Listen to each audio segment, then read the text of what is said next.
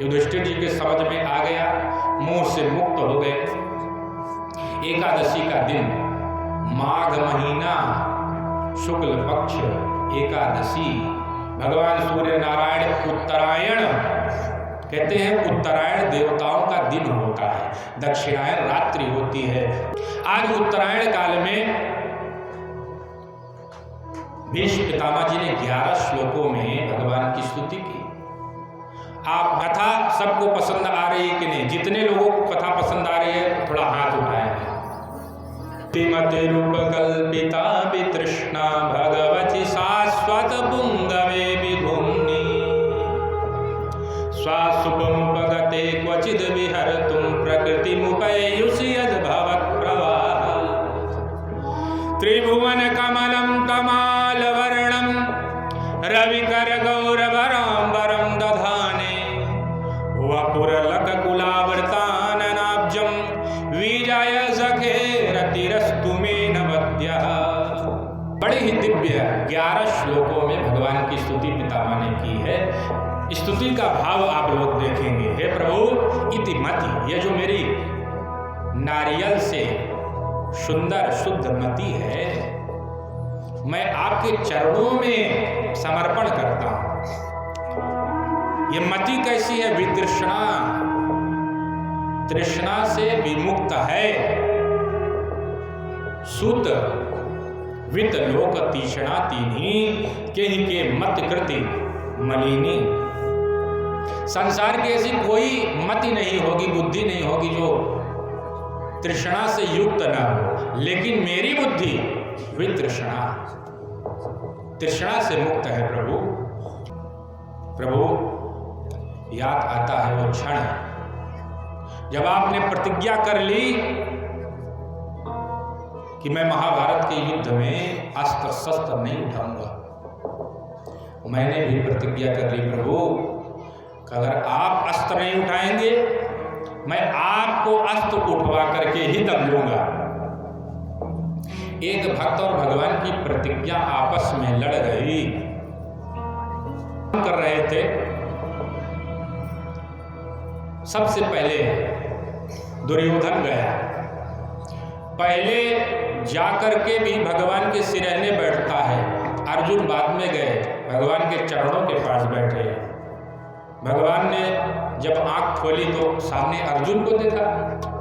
अर्जुन तुम कब आए? अर्जुन ने कहा प्रभु मैं तो अभी अभी आया हूं। दुर्योधन ने कहा द्वारिकाधीश मैं तो 1 घंटे से यहां पर बैठा हूं। भगवान ने कहा मैंने आपको तो नहीं देखा। दुर्योधन ने कहा मैं तो आपके पीछे था, आप कैसे देखते? लेकिन सबसे पहले मैं आया हूं तो मेरी बात पहले सुनिए। भगवान ने कहा चल भाई तू ही सुना दे। दुर्योधन ने कहा मुझे आपका साथ चाहिए महाभारत के युद्ध में।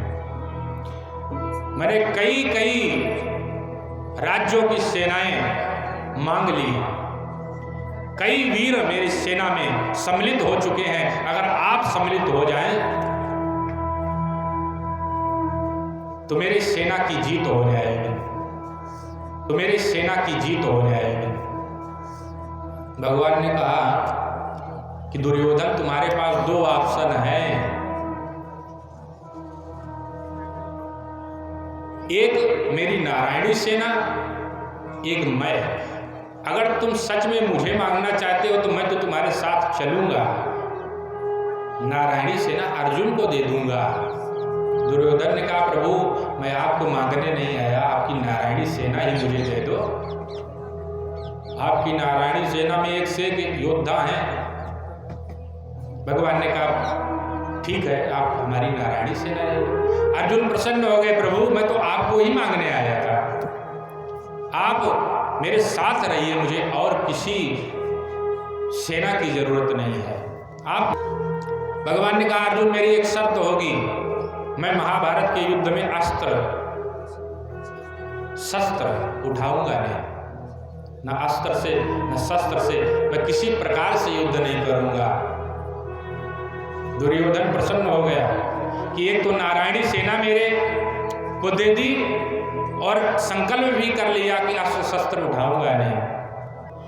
यही प्रतिज्ञा जब भीष्म पितामह ने सुनी कि द्वारिकाधीश ने कहा कि अस्त्र शस्त्र नहीं उठाऊंगा, तो भीष्म पितामह जी ने भी प्रतिज्ञा कर ली कि मैं कृष्ण को अस्त्र उठवा करके ही दम लूंगा, शस्त्र उठवा करके ही दम लूंगा।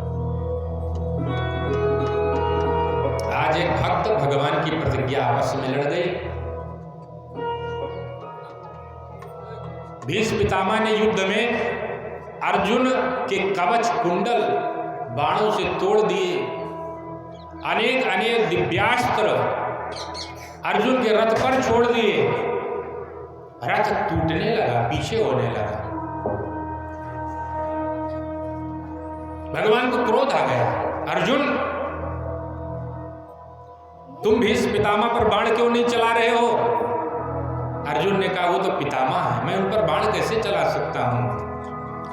भगवान ने कहा तुम मोह से मुक्त नहीं हो रहे हो, तो मैं ही रण क्षेत्र में उतर करके युद्ध करूंगा।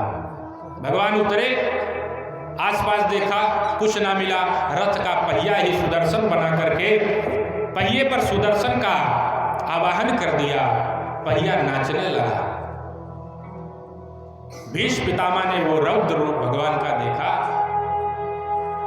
धनुष तरकश बाण भगवान के चरणों में गिरा दिया। प्रभु मेरी तो विजय हो गई,